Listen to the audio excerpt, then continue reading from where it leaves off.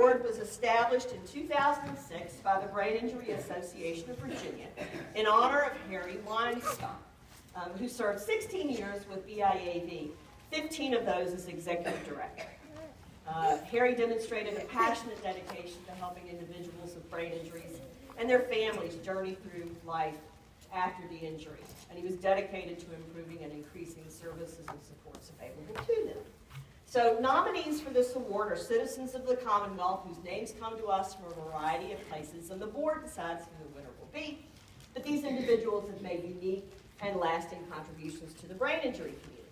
Individuals are, this is the 8th time we've presented the award, and previous recipients include Mr. Weinstock himself, Dr. Nathan Zasler, Teresa Ashbury, who's a parent, Bert Cantor, who's a lawyer, the Virginia Department for Aging and Rehabilitative Services Commissioners Jim Rothrock, Patricia Wilkins Harrison, who is a mother, and last year's winner, Fred Esposito.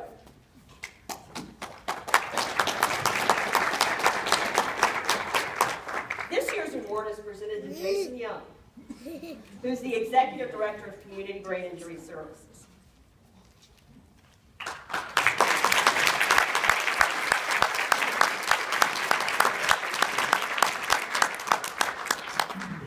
We received a 4-page nomination with 9 or 10 individual statements of support for Jason's nomination, and they all started to run together after a while. And blah, blah, blah, essentially they cited the exact same things in all of the applications. The accomplishments, the examples of his innovation, his expertise, compassion, and dedication. And I'll get to those in just a minute. In the years since Jason graduated with his MSW, he's gone from intern to executive director, and I've been able to watch that. Joanne Mancuso, in her letter, said she first met Jason at a conference, and she remembers a shy young man sitting with a group of seasoned women, eating dinner, who was probably wondering what he'd gotten himself into. I met him about the same time, and I'm relatively sure he still asks himself that question. Here's a very brief summary of the accomplishments and comments that were cited by his colleagues. Jason oversaw the expansion of community brain injury services from 1 program serving 1 community to 3 programs serving 2 communities. He's become a spokesman for brain injury at the General Assembly, developing relationships with legislators and discussing the needs of the brain injury community. He's played an instrumental role in the development and expansion of the International Brain Injury Clubhouse Association, and he continues to serve on the board of directors and provide training and assistance to start up clubhouses around the country. He is seen by his staff as an inspirational leader, a man of integrity and loyalty, who genuinely cares about and is invested in the work they do on a daily basis, and for whom this work is a calling rather than a career. He is considered to be a mentor, role model, advocate, and friend by colleagues in Virginia, the United States, and internationally. And here's 2 quotes, one from a mom and one from a clubhouse member. And these were the reasons they were nominating him. When we as caregivers are exhausted, Jason is there for us, and he works endlessly to make our dreams come true. He is very patient, kind, and a real nice person. I have learned a great deal here via his input and leadership. We all like him immensely. Thank you, Jason, for your help and coolness. That's good stuff, but I specifically included that last one because it was about time that Jason and cool were synonymous. Okay, so here's the award. It reads, for demonstrating commitment to people with brain injury and promoting awareness of their needs. The 2014 Weinstock Award is presented to Jason Young, MSW, in honor of his dedicated service to the brain injury community.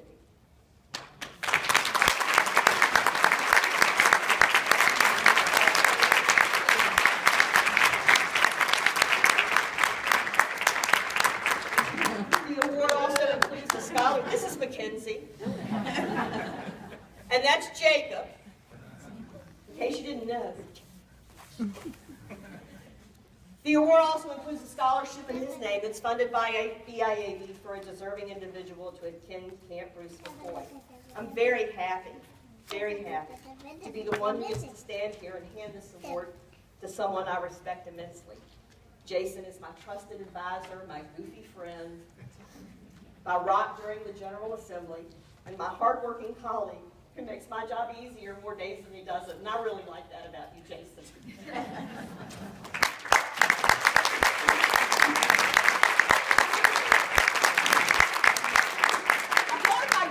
Make him blush or cry, and I got extra points if both happen, so yay! Here you go. Put it on.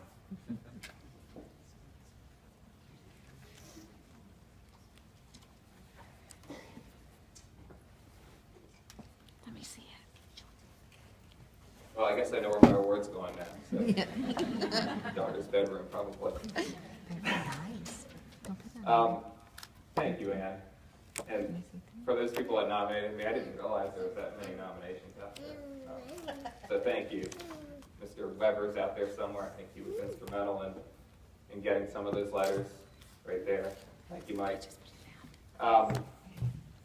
You know, I've watched this award. I've been to BIG's conference pretty much every year, and I watch this award being given out. And I kind of always quietly sit in the back and contemplate to myself, gosh, you know, it'd be nice to get recognized like that. And, maybe sometime, 15, 20 years, maybe longer than that when I retire, maybe I'll be recognized for something like this. So, I don't know, maybe Ann's trying to send me a message with that. I don't think so, though. No. Seriously, thank you for this wonderful honor. And I'm humbled that someone would nominate me for this and to be up here accepting this award for, as Ann said, for just doing my job is quite a humbling experience. And, I don't think I could really ask for a better job. I work on a daily basis. I get to work with some of our staff is here from Community Brain Injury Services, and whose work, and they're just so dedicated, and their work, I assure you, makes me appear a lot smarter than I really am. And I've been fortunate to have such a great base of leadership here in the Commonwealth from other leaders in the brain injury community who've helped mold me into, I think, being a better leader myself. Ann's been just not only a friend, a wonderful leader, and she's been a mentor to me, and thank you, Ann, for all of that. And there's so many other folks, and there's going to be some folks I see in the hall later who I don't name, and then I'm going to feel bad about not naming them, so my apologies in advance. But, Taryn Brown, Joanne Mancuso, Michelle Witt, Lee Wines, Patty Goodall, she's back there, are just a few of the leaders in the brain injury community who really played a positive role in my professional development. So thank you to all of them as well.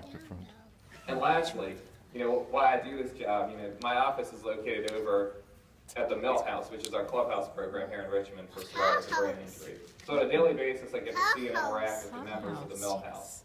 And if you can't get motivated by coming in on a daily basis and seeing them as they continue to recover and continue to have a positive attitude from their injuries, well, you're probably in the wrong field, and someone probably needs to check your pulse as well.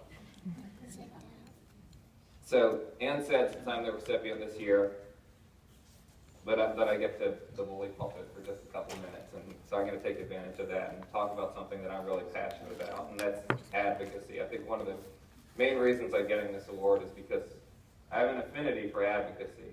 Someone might call it an obsession for increased funding, increased services, better public policy for persons with brain injury here in the Commonwealth. I spend a lot of my time speaking with senators, delegates, other elected officials about those needs. And one of the lessons I've learned over the past 14 years now of being involved in these efforts is the power of our voices when we all speak up. For the professionals in the room who are out here who are working in the field on a daily basis, we all know of the holes that exist in our service system for persons with brain injury here in the Commonwealth. I think we describe some of those holes as large and gaping. And to the family members and survivors in the room, there's one thing I could implore, request, possibly beg of you, because I guarantee you, when you go to the General Assembly and you ask for money, it's kind of glorified begging. Is for you to go and tell your story, share your story with our state delegates and our state senators around the Commonwealth, because they need to hear that story.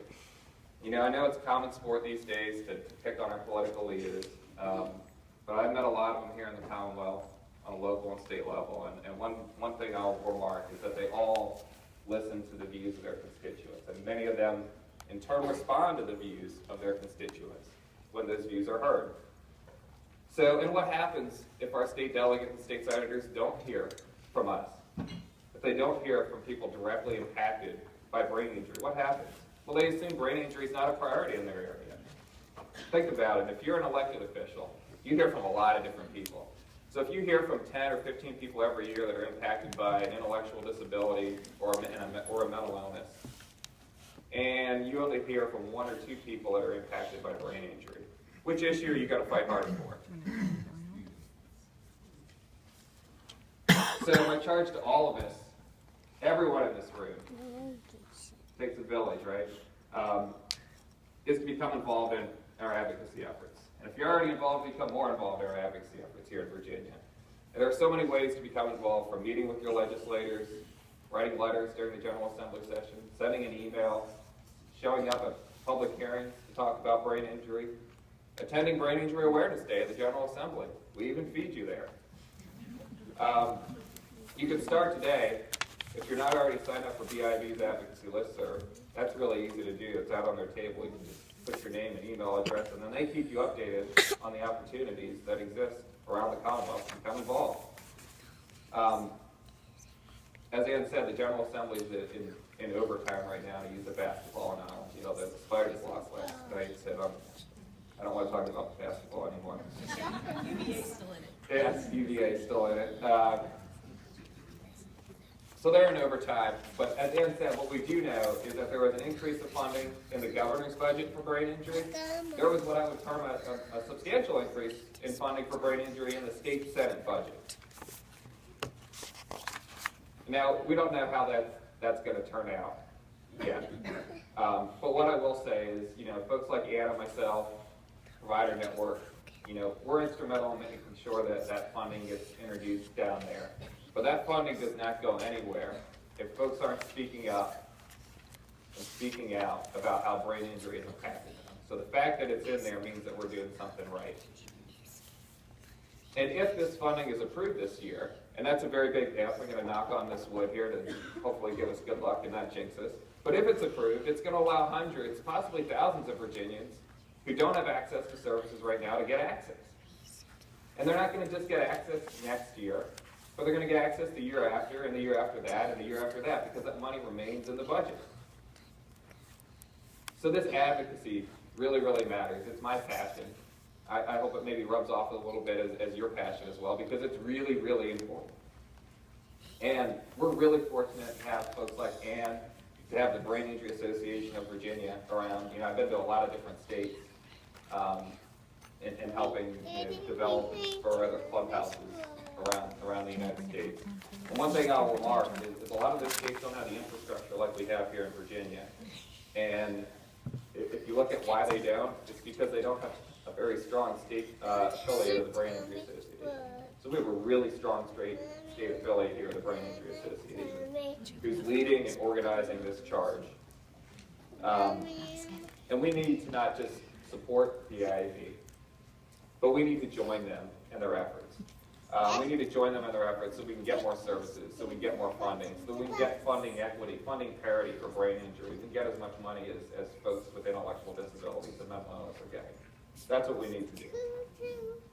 All right, I'm going to step down from my soapbox now. And those of you nominating me, thank you for this wonderful honor and award. I'm just delighted to receive it. I love my job. I love the people I work with. I love this community. I love the fact that I'm able to make an impact in my work. And honestly, I don't need to be recognized for that, because I see that recognition when I go to the clubhouse every day. But gosh, it sure is nice to be recognized today. So thank you very much.